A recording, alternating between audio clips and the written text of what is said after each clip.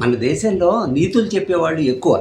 ఈ నీతులు చెప్పేవాళ్ళ వల్ల ఏమవుతుందంటే, జాతి నిర్వీర్యమైపోయింది. ఫైటింగ్ నేచర్ ఉండదు. శాంతం ఉండాలి, సక్రమంగా ఉండాలి, మంచిగా ఉండాలి అంటే ఈ రోజుల్లో అలా సాధ్యం అవుతుందా? ఇప్పుడు ఇరాన్, అమెరికా యుద్ధం గానీ, రష్యా, యుక్రెయిన్ యుద్ధం గానీ మనకి ఏం చెప్తున్నాయి? శాంతిని బోధిస్తున్నాయా ఏమైనాను? శాంతిగా ఉంటే అసలు మనుషులు అక్కడ ఏమైపోతున్నారు? పిట్టల్లా రాలిపోతున్నారు. బలవంతుడిదే రాజ్యం. అది ఎప్పటినుంచో మనకి సామెత ఉంది. రాజ్యం వీరభోజ్యం అని. బలవంతుడిదే రాజ్యం, బలవంతుడే గట్టిగా ఉంటాడు. అంతేగాని శాంతి ప్రవచనాలు చెప్పేవాళ్ళు వాళ్ళు ఏమీ చేయలేరు యాక్చువల్గా.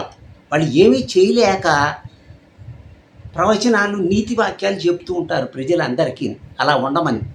కానీ వాళ్ళు ఉంటారా లేదా అనేది మనం చెప్పలేము. చెప్పటానికే ఉంది, కూర్చుని ఉపన్యాసాలు చెప్తూ ఉంటారు. జనాలు అందరూ ఉంటారు, ఎవరైనా కానీ ఎక్కడైనా కానీ మనం చెప్తూ ఉంటాం. కానీ దానివల్ల ప్రయోజనం అసలు ఈ ప్రస్తుత కాలంలో ఏమైనా ఉందా అంటే బిగ్ జీరో. ప్రస్తుత సొసైటీలో మనకి కావాల్సింది జీవనం, మనుగడ ఎలా సాగించాలి, పోరాటం ఎలా ఉండాలి అనేది కూడా మనం నేర్చుకోవాల్సిందే. మనం రామాయణం గురించి నేర్చుకోవటం కంటే కూడా కురుక్షేత్రం గురించి ఎక్కువ తెలుసుకోవటం బెస్ట్. ఎందుకంటే అన్యాయం వచ్చినప్పుడు ఎలా ఎదుర్కోవాలనేది కురుక్షేత్రం మనకి చెప్తుంది. అంతేగాని నీతిగా ఉండు, అంతా మంచిగా ఉండు, అందరితో మంచిగా ఉండు, స్నేహభావంతో ఉండు, ఎవరితోనూ పోట్లాడకు, శాంతమే నీకు రక్ష, ఇవన్నీ కూడా పాత సూక్తులు. ఈ సూక్తుల్ని మర్చిపోతేనే మన దేశం ముందుకెళ్తుంది. అసలు ఈ నీతులు చెప్పేవాళ్ళని, ఈ ప్రవచనకర్తల్ని కూడా ఫస్ట్ వాళ్ళు పాటించమని చెప్పండి ముందర. వాళ్ళు అసలు జీవితంలో ఎంతవరకు అది ఆచరణ సాధ్యంగా వాళ్ళకు కనిపించింది అనేది చెప్పండి. గాంధీ గారు ఒకటి చెప్పారు, తను ఆచరిస్తేనే ఏదైనా చెప్తాను. అవును, ఆచరించి చెప్తేనే దేనికైనా వాల్యూ ఉంటుంది.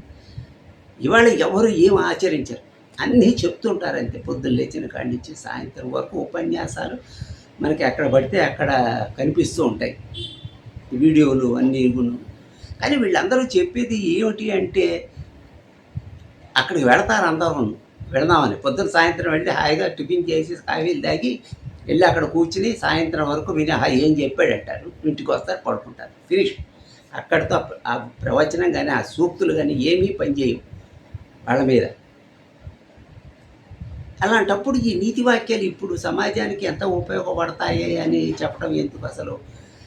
ఇప్పుడు చాలామంది ఒక మనిషిని నేను ప్రస్తావించటం లేదు, చాలామంది నీతులు చెప్తారు. అమ్మాయిలు ఇలా ఉండాలి, అబ్బాయిలు ఇలా ఉండాలి, ఇలా ఉండాలి, అమ్మాయిలు వేషధారణ కూడా సరిగా బాగాలేదు, ప్రస్తుత సమాజంలో అందరూ కూడా వేషభాషలు అన్నీ మారిపోయాయి, అది ఇది అని చెప్పి ఊరికే జనరలైజ్ కామెంట్ చేసి అందరినీ చేసి పడేస్తుంటారు. కానీ ఇదే వీళ్ళు ఈ పొలిటీషియన్స్ ఇంత అన్యాయం చేస్తుంటే ఒక్క సభలో కానీ ఒక పొలిటీషియన్ని కానీ పేరు చెప్పి చేశారా? ఈ జనరల్ పొలిటీషియన్ అందరినీ, ఒక పార్టీని కానీ ఏమైనా చేశారా వీళ్ళు? ఎందుకు ఈ ఉపన్యాసాలు, ఊపరదంపుడు ఉపన్యాసాలు, జనాల్ని కూర్చోపెట్టేసి ఏదో మభ్యపెట్టి 4 డబ్బులు గుంజుకోవడం తప్పితే అందరూ డబ్బులు గుంజుకుని చెప్పటం లేదు. ఫ్రీగా చెప్పేవాళ్ళు ఉన్నారు, డబ్బులు తీసుకుని చెప్పేవాళ్ళు మహానుభావులు కూడా కొంతమంది ఉన్నారు. వాళ్ళు చేస్తున్న సేవ ఏమిటో నాకు అప్పటికే అర్థం కాదు. వాళ్ళు ఒక రాజకీయ నాయకుడిని ఎదిరించలేరు, ఒక అన్యాయాన్ని ఎదిరించలేరు, ఏమీ చేయలేరు. ఉపన్యాసం చెప్తారు, నీతులు చెప్తారు, యూట్యూబ్లు అంతా కూడా నీతిమయం చేస్తారు, అలా ఉండి ఇలా ఉందని. కాబట్టి మన దేశంలో ప్రస్తుతం అసలు యువత కానీ ఎవరైనా కానీ మనం నేర్చుకోవాల్సింది, అన్యాయం జరిగితే ఎలా ఎదుర్కోవాలి కానీ, అన్యాయం చేయటం కాదు. నువ్వు అన్యాయం చేయవు కరెక్టే, అన్యాయం చేసేవాడిని ఎలా ఎదుర్కోవాలి, ఏం చేయాలి నువ్వు, దాని గురించి తెలుసుకోండి. అంతేగాని ఈ సూక్తులు వింటే మాత్రం వెనక్కి వెళ్ళిపోవటమే. మన దేశం ఇంకా ఇప్పటికే చాలా కాలం బ్రిటిష్ వాళ్ళతోటి, ముస్లిం వాళ్ళతోటి కూడా ఫైట్ చేసి ఇదైపోయింది.